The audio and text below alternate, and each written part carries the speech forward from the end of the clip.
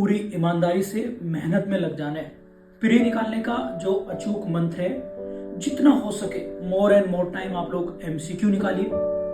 और मेंस के लिए, बिकॉज अभी परीक्षा में वक्त है, तो मेंस के लिए जितना हो सके आप राइटिंग प्रैक्टिस पे ज्यादा फोकस करिए। एक सब्जेक्ट की केवल एक ही बुक अपने पास रखें, बेरेक्ट रखें और बस कॉपी और आपके पास पेन होना चाहिए लिखने के लिए। प्लेन पेपर आपको यूज करना है। और यकीन मानिए, यदि 20 पेज आप डेली लिख रहे हैं, डेली मतलब अगर कोशिश करिए 20 नहीं लिख सकते हैं तो 15 नहीं लिख सकते हैं तो 10, मतलब कम से कम आपको 10 पेज तो लिखने ही पड़ेंगे, ये आपको प्लीज। और जिसने 10 पेज डेली लिख लिए और आप जितना हो सके आप एमसीक्यू करेंगे, तो आप देखेंगे कि एक दिन आप बहुत आगे चले जाएंगे, बहुत आगे चले जाएंगे, यकीन मानिए। कभी कभी हमें ना हताशा होती है। 3-4 दिन तक तो हम लोग सही पढ़ेंगे, बिल्कुल सही पढ़ते हैं। 3-4 दिन बाद फिर वही रूटीशन बन जाता है। निगेटिविटी, फोन में लग जाना, रील्स देखना या फिर दूसरों को ज्यादा देखना। दूसरों मतलब फ्रेंड्स लोग वगैरह क्या कर रहे हैं, क्या एक्टिविटी में इन्वॉल्व है। और यही सही समय है आपका। यदि 3-4 दिन पढ़ाई करने के बाद समझ लो निगेटिविटी आ रही है आपके अंदर, तो इसका मतलब आप सही रास्ते पर हो। और उसी टाइम अपने आप से लड़ना है, मतलब चैलेंज करना है कि नहीं। और जब आपको निगेटिविटी फील हो रही है, तुरंत ही यूट्यूब पर जाइए और कोई भी एक सक्सेस इंटरव्यू देख लीजिएगा। ऐसा इंटरव्यू जो जिनका सिलेक्शन हुआ है, तो आपको एक ऊर्जा मिलेगी, एक एनर्जी मिलेगी कि जो आपके पेरेंट्स यानी जो आपके माता पिता, जब गांव का कोई बड़ा आदमी आपके माँ बाप को धिक्कारता था, गाली देता था। हम सब लोग एक मध्यम परिवार से हैं, गांवों में भी पॉलिटिक्स होती है, बड़े बड़े लोग आप जमीनों के विवाद में आपके सामने, अमूमन ये सभी का लाइफ का पार्ट है कि आपके माता पिता किस तरीके से स्ट्रगल करा।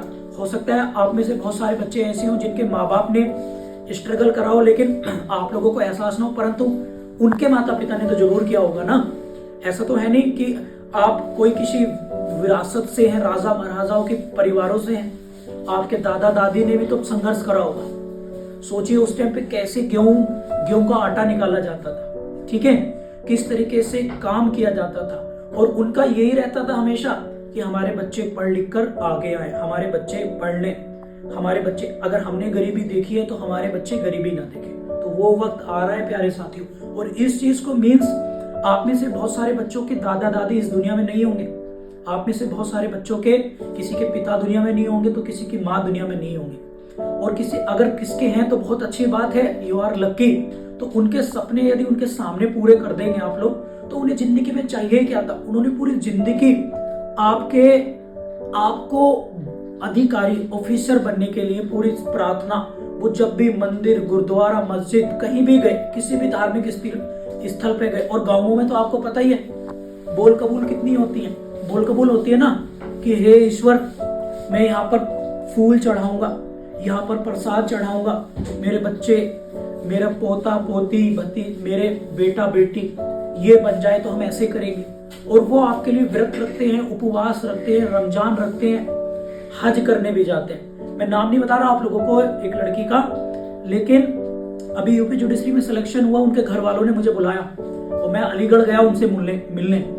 तो उस लड़की के मामा, उसके लड़की के पिताजी एक्सपायर हो गए रोड एक्सीडेंट में, और उस लड़की के मामा, पता है आपको, उस लड़की को मजिस्ट्रेट बनना देखना चाहते थे। उसके पिता का सपना था। उस लड़की ने अलीगढ़ मुस्लिम यूनिवर्सिटी से वो लड़की पढ़ी, और वो लड़की दिन रात लाइब्रेरी में रहती थी और वहीं पे किराए का कमरा लिया उसने। उसकी माँ उसके साथ रही और उसके मामा को अपने पैसों से उसके मामा ने उसको पढ़ाया, और कुछ पैसे उन लोगों ने इकट्ठा करके दिए, कुछ उसके मामा ने।